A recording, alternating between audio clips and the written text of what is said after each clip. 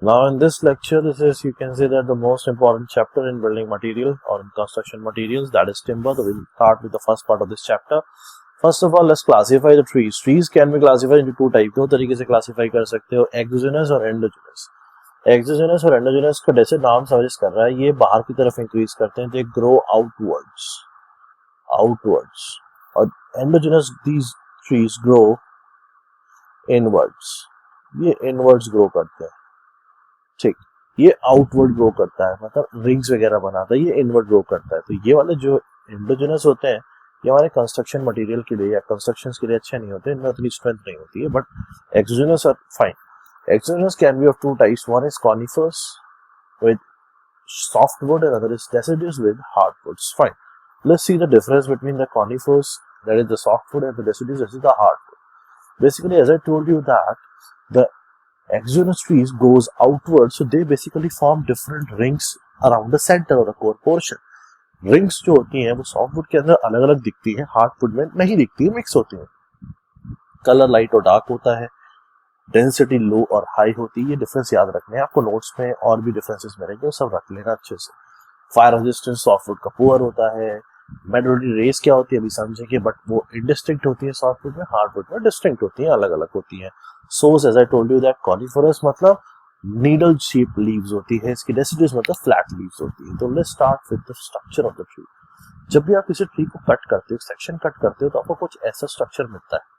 इस स्ट्रक्चर को अगर आप क्लासिफाई करते हो तो हम बोलते हैं structure that is the macro structure. Macro structure मतलब कट करने में जो आप नेकेड आई से देख सकते हो या थोड़े से मैग्निफिकेशन से देख सकते हो, तो उसको बोलते हैं हम हमारा मैक्रो स्ट्रक्चर. मैक्रो स्ट्रक्चर के अंदर बहुत सारी चीजें आ जाती है. जो पहला पार्ट होता है वो होता है पिथ.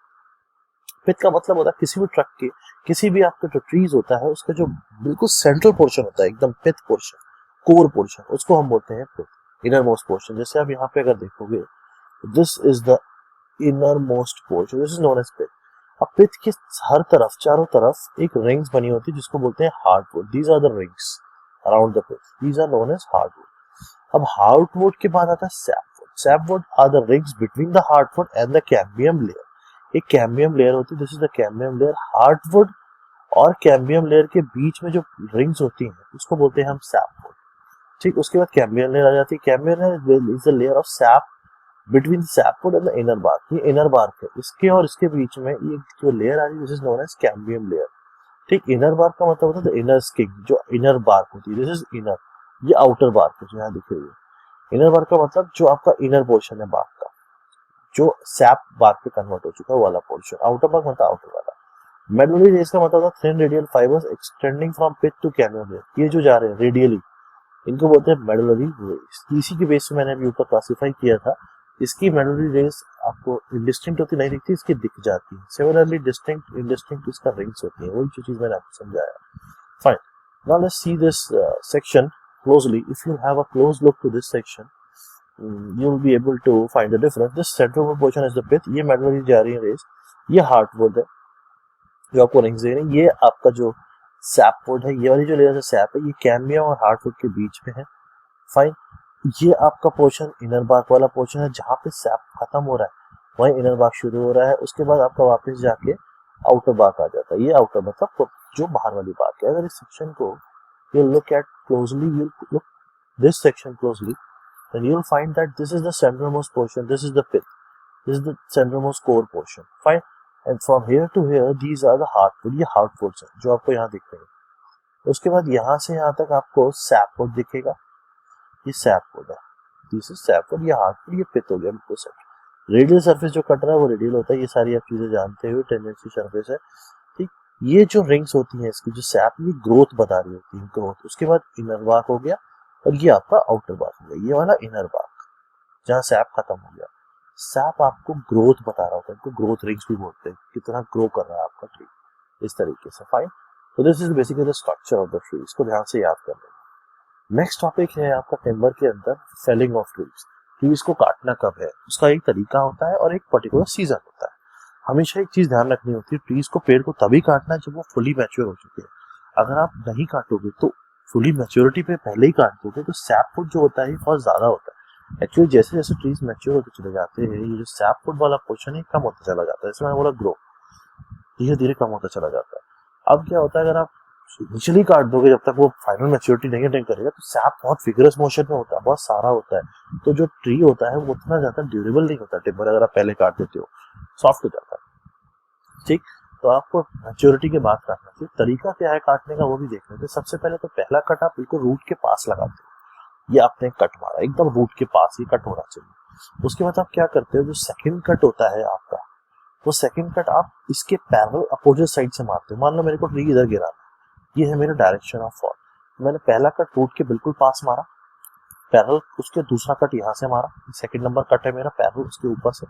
ठीक, इस कट और इस कट के बीच का जो डिफरेंस होता है जनरली 2 इंच के बीच का डिफरेंस होता है। उसके बाद अगर मुझे ट्री को इस साइड में गिराना, for example this is the direction of the fall, तो मैंने यहाँ से 2 रस्सी से मारा, पीछे से भी 2 रस्सी से मारा। अब मैंने यहाँ से एक कट मारा ऐसा वाला क्रॉस कट, ये पहला कट था, ये दूसरा कट था, क्रॉस कट था। अब क्या करना, यहाँ पे जो रस्सी बंधी हुई है, 2-4 रस्सी से मारते हैं, 2 इधर 2 इधर, इन रस्सी को पुल करते हैं और इधर से जो रोप बनी होती है इसको लूज करते हैं, ट्री धीरे धीरे धीरे करके fall down like this is the proper way of cutting of tree, in which you have to cut give 3 cuts, first second and third. इन दोनों कट्स के बीच में there should be a difference of around 2 inches.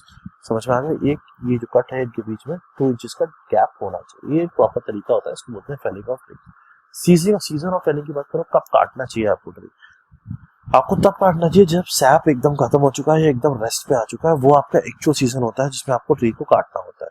Autumn और spring में actual में क्या होता है, जब ऑटम और स्प्रिंग सीजन चल रहा होता है उस समय सैप नया होता है, एकदम विगरस मोशन में होता है, तो उस समय आपको नहीं काटना है, प्रॉपर एक सीजन होता है। फॉर एग्जाम्पल प्लेन एरियाज की अगर आप बात करते हो तो आप माइल्ड विंटर में काटते हो, हिली एरियाज में अगर आप बात करते हो तो आप माइल्ड समर में काटते हो, मिड समर के अंदर काटोगे। ये चीज आपको ध्यान रखना है, इस चीज को आपको ध्यान रखना है। क्यों ध्यान रखना है, रीजन इज दैट कि अगर आप उससे पहले उसी और सीजन में काट दोगे तो आपको ड्यूरेबिलिटी उतनी बढ़िया नहीं रहेगी, क्योंकि उस समय सैप जो होता है वो रिवर्स मोशन में होता है, तो सैप एकदम ठंडा हो जाएगा, रुक जाएगा, तभी आपको काटना होता है। Fine, now let's come to the second topic, that is the seasoning of timber. अब क्या होता है, जब आप टिम्बर जब काटते हो तो उसके अंदर मॉइस्चर कंटेंट बहुत ज्यादा होता है। आपको क्या करना होता है, you have to reduce the moisture content to that amount, जिस अमाउंट में वो अपनी मैक्सिमम स्ट्रेंथ या मैक्सिमम आउटपुट दे रहा है। जनरली जो आपका टिम्बर का मॉइस्चर कंटेंट होता है वो जब आप काटते हो तो 50% के आसपास उसमें वाटर कंटेंट होता है, उसको आप 12% तक लाना होता है आपको 12% के आसपास, क्योंकि 12% पे जो टिम्बर होता है वो अपनी मैक्सिमम स्ट्रेंथ दिखा रहा होता है। तो what you do is that you have to reduce the moisture content. तो basically what is seasoning, seasoning is the removal of excess moisture from the timber. Why is seasoning necessary? Because timber cannot be used for construction or carpentry or immediately after cutting, as the tree contains a lots of sap as well as the moisture. What happens if the excess moisture present is inside the tree?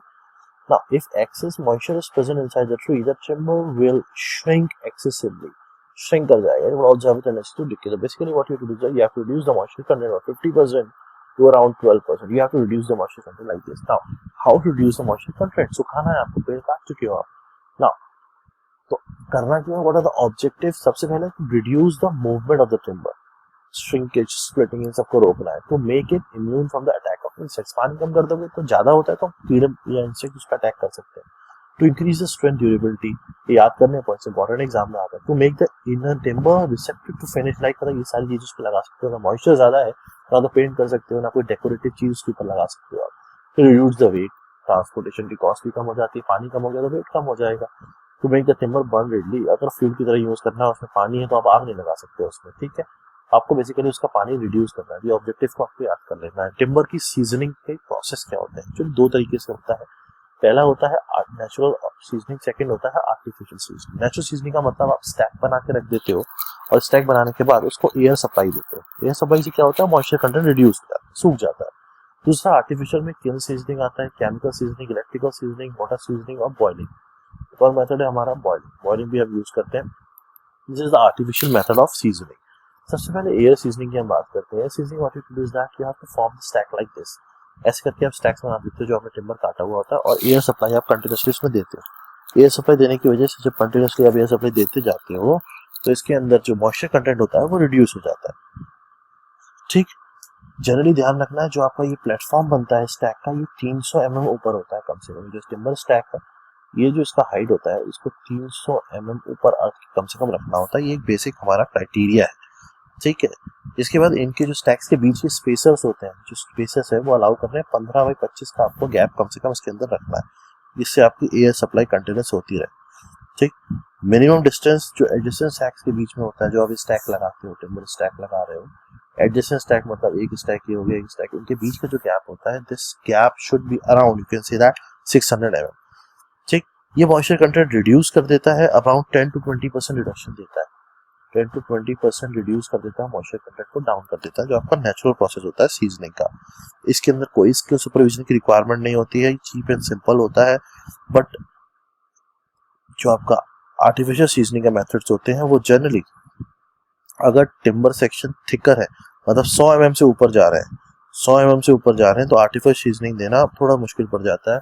तो आप क्या करते हो, अगर timber section thicker है, मतलब thickness जो है उसकी 100 mm के ऊपर जा रही है, तो आप generally what you do is that you prefer the seasoning by air seasoning। तो अगर thickness is greater than 100 mm then you will prefer air seasoning, क्योंकि वो कॉस्टली हो जाता है, फिर आर्टिफिशियल सीजनिंग ज्यादा थिक होकर हमारे पास स्टैक बन जाता है ना। आर्टिफिशियल सीजनिंग की अगर आप बात करते हो, तो आर्टिफिशियल सीजनिंग का मतलब होता है basically the moisture content of the wood can be reduced to desirable timber produces less liable to these insects and attacks। fine, so what are the methods? तो सीधा एयर सप्लाई कर दिया था। अभी क्या पहला बॉइलिंग मेथड है, इसमें क्या होता है, टिम्बर को सोक करते हो वाटर में, वाटर को बॉईल करते हो 3-4 घंटे के लिए, उसके धीरे धीरे धीरे उसको शेड में सुखा लेते हो। इससे भी क्या होता है, उसका जो मॉइस्चर कंटेंट होता है वो रिड्यूस हो जाता है। नेक्स्ट होता है आपका केन सीजनिंग। केन सीजनिंग में जल्दी से ड्राई होता है। इसमें क्या दो तरीके की न्यूज होती है, कंपार्टमेंट होती है, progressive. Both the better rely on the controlled environment to dry out the timber and require following factors. इसमें क्या करते हैं, आपने केन एक चैम्बर में रख दिया, उसके बाद उसमें फोर्स एयर सर्कुलेशन, एयर की प्रेशर के थ्रू सप्लाई दी। ठीक, कभी कभी हम क्या करते हैं, हीट भी प्रोवाइड करते हैं जिससे इवेपोरेशन हो जाएगा, फिर form of steam, humidity control रहता है। इसकी फायदा क्या होता है कि हम अकॉर्डिंगली अपने हिसाब से मॉइस्चर कंटेंट को रिड्यूस कर सकते हैं। बट वही चीज़ है कि इसमें पैसा ज़्यादा लगता है। ये आर्टिफिशियल मेथड है, क्यों देने आर्टिफिशियल मेथड और भी होते हैं हमारे पास, जैसे इलेक्ट्रिकल सीजनिंग का मेथड हो गया। इलेक्ट्रिकल सीजनिंग में what you do is that, आप high frequency alternating current supply करते हो इलेक्ट्रिकल सीजनिंग के अंदर। वो इलेक्ट्रिकल करंट क्या करते हैं, वो इलेक्ट्रिकल करंट भी सेम चीज करते हैं, मॉइस्चर कंटेंट को रिड्यूस करने में हेल्प करते हैं। सिमिलरली आप क्या करते हो, केमिकल सीजनिंग। केमिकल सीजनिंग में आप टिम्बर को एक सर्टेन केमिकल में डालते हो, वो केमिकल वाटर को एब्जॉर्ब कर लेता है। जैसे मैं नोट्स में लिख के दूंगा आपको, फिर उसको पढ़ना है। आर्टिफिशियल सीजनिंग हमें देना क्यों है, बेसिक रीजंस देखो, following are the reasons for adopting artificial seasoning as compare to natural. Natural कब देना था, बहुत ज्यादा थिकर सेक्शन में, तब आप जनरली आर्टिफिशियल यूज नहीं कर सकते, कॉस्टली पड़ता है।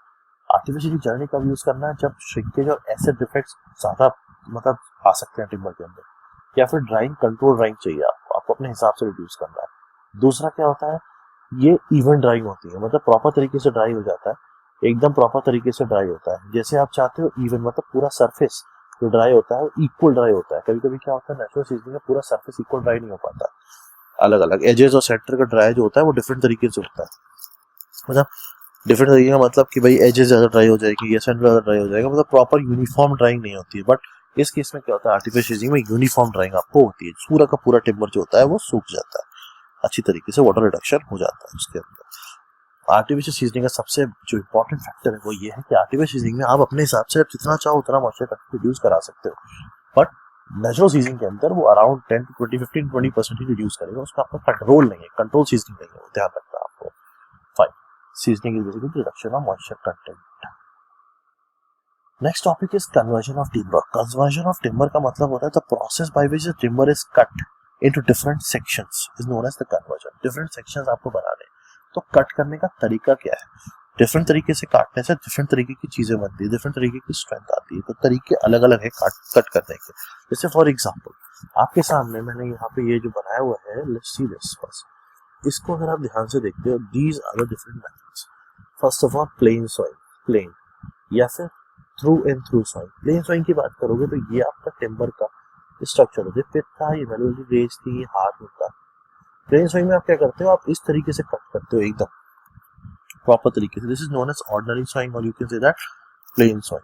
इसमें आप डायरेक्ट सॉ कट देते हो टेंजेंशियल टू द रिंग्स, ये सारे रिंग्स के टेंजेंशियल इस तरीके से आप कट देते हो कंटिन्यूअसली, सारे रिंग्स के टेंजेंशियल, इसको बोलते हैं थ्रू एंड थ्रू और प्लेन सॉइल। तो आप यहाँ पे क्या लिखोगे, this method with the maximum amount of usable wood but log करने this will also include the defect which में रिजल्ट। मतलब इससे क्या होता है, आपको एकदम वेस्टेज वुड की बहुत कम होती है, ध्यान रखना। बट कभी कभी क्या होता है, ऐसे करने पे जो डिफेक्ट्स होते हैं वो डिफेक्ट्स भी कट होकर आपके साथ सेक्शन में आ जाते हैं। एडवांटेजेस क्या है, मोर टिम्बर प्रोड्यूस होता है, ड्राई जल्दी हो जाता है, चीपर है और लेस कॉस्ट होती है, ये इसके एडवांटेजेस है। नेक्स्ट होता है आपका quarter sort, quarter cut. Quarter cut की बात करोगे तो क्वार्टर कट थोड़ा सा अलग तरीके का होता है। क्वार्टर कट पे आप क्या करते हो, आप इस तरीके से क्वार्टर वे में कट करते हो। These are the quarter sawn. Quarter sawn को अगर आप थोड़ा सा ध्यान देखोगे तो ये इस तरीके से कट होते हैं, ये क्वार्टर बाई क्वार्टर काटते हो, 1/4 1/4, ये सिस्टम लास्ट कटेगा। These are quarter sawn. Quarter sawn this method is used when the first quality high quality timber, अगर हाई क्वालिटी एग्जाम में पूछा जाता है तो क्वार्टर सॉ करोगे। हाई क्वालिटी वेस्ट बहुत ज्यादा होता है बट क्वालिटी बढ़िया आती है, एकदम जो डिफेक्ट्स होते हैं वो हट जाते हैं। It is high cost of good quality timber. अगर गुड क्वालिटी टिम्बर चाहिए तो आप क्वार्टर सॉ करते हो। It is less tendency to dry, auto is less tendency to cut, less shrinkage, durability, attractive और जल्दी ड्राई होता है। बहुत बढ़िया। अगर बेस्ट चाहिए तो क्वार्टर सॉ करोगे। उसके बाद आता है आपका टेंजेंशियल स्वाइंग। टेंजेंशियल स्वाइंग केस का मतलब होता है आप टेंजेंशियली इस तरीके से कुछ कट करते हो। ये पूरा एक एक टेंजेंशियल के साथ पूरा स्क्वायर निकाल देते हो हर रिंग का। ये काटा, ये पूरा स्क्वायर इस तरीके से कट करके आप टेंजेंशियली निकाल लेते हो। This method is used to get boards with the maximum amount of grain configuration suitable for decorative. अगर डेकोरेटिव वर्क के लिए चाहिए आपको, डेकोरेटिव क्वेश्चन आता है डेकोरेटिव वर्क के लिए, तो तब टेंजेंशियल स्वाइंग होगी। Due to cost of the producing this kind of timber the logs are cut into veneer machine. ठीक, कॉस्ट ज्यादा बढ़ जाती है। तो अगर आपको चाहिए भाई सबसे ज्यादा अमाउंट का टिम्बर मिलेगा तो आप प्लेन करोगे। अगर आपको बहुत हाई क्वालिटी चाहिए तो क्वार्टर करोगे। अगर आपको चाहिए डेकोरेटिव वर्क के लिए तो आप क्या करोगे, टेंजेंशियल स्वाइंग आप यूज करोगे। इनको अगर आप और बेटर वे में अलग तरीके से देखते हो तो टेंजेंशियल कट ये वाला कट होता है। ऐसे अगर पूरे रिग को कट करोगे टेंजेंशियल स्वाइंग हो गया। रेडियल कट होता है, ऐसे रेडियल कट भी आता है, उसमें आप रेडियली इस तरीके से काटते हो। This is radial cut, radial direction में, this direction like this you'll cut, this is radial direction। ऐसे ऐसे कट कर लेते हो, ये रेडियल डायरेक्शन हो जाता है। ठीक, तो रेडियल डायरेक्शन में you'll cut like this, this is radial direction। कि भाई मेरा एक यहाँ से सिस्टम इस तरीके का बन गया, ये मैंने सिस्टम बना दिया, for example this is my system, और इस सिस्टम में मैं रेडियल कट दूंगा। तो रेडियल कट देने का मतलब what I will do, I will provide the cut radially like this will be the radial cut. Radial direction में मैं इसको कट कर दूंगा, दिस इज रेडियल कट। ये एक और चौथा टाइप का कट होता है। प्लेन सॉ ये वाला। क्वार्टर सॉ मैंने बताया क्वार्टर पोर्शन, ये क्वार्टर तरीके से निकलेगा, ये पोर्शन, ये क्वार्टर पोर्शन इस तरीके से निकाला था, ये क्वार्टर पोर्शन, ये प्लेन सॉ। क्वार्टर पोर्शन कहाँ था, मैंने ऊपर आपको बता के दिखाया था, दिस इज क्वार्टर, ये वाला दिस इज क्वार्टर पोर्शन।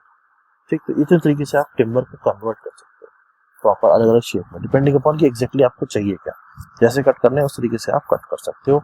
अगर आपको बढ़िया चाहिए, वेस्टेज मिनिमम करनी है आपको, क्या आपको डेकोरेटिव वर्क के लिए चाहिए, वो डिपेंड करता है आप किस तरीके से कट करना है। चल ठीक है, तो these are the different ways for the conversion of timber. बाकी आप नोट से पढ़ लेना। This is the first part of the lecture on timber which I have just done with. So this is JS Pandey signing off this session. In the next part we'll cover the different topics, the remaining topics of this particular topic chapter. Till then, keep on learning, keep on rising, keep on revising. Bye bye. Have a